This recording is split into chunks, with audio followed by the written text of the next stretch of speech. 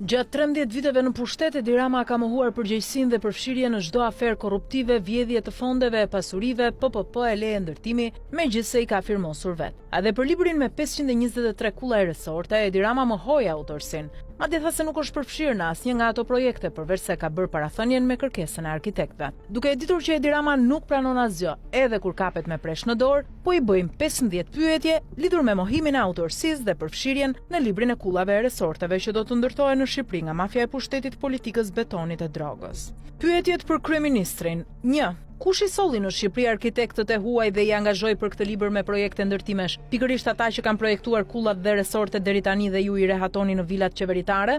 2.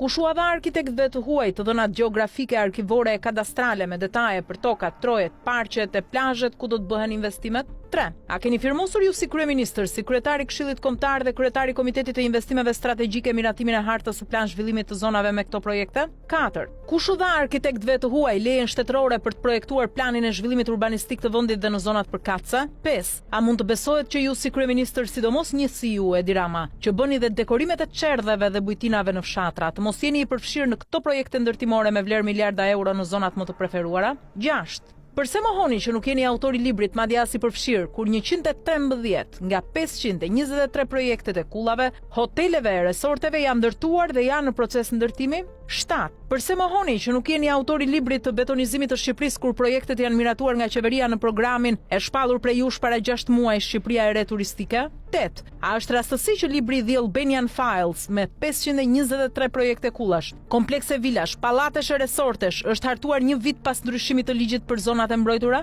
9. Pse mohoni përfshirjen tuaj në këtë libër betonizimi kur 287 projekte janë përcaktuar në zonat e mbrojtura, të cilat ju personalisht i keni hequr nga lista e mbrojtjes?